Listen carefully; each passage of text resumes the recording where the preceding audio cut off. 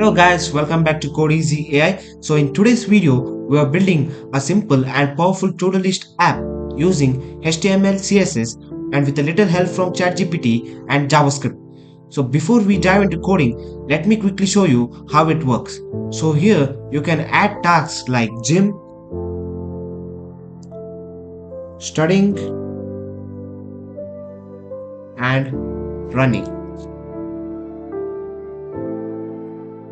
So as we add tasks, we can also delete them easily. Let me show you how to do it. Just press the delete button here.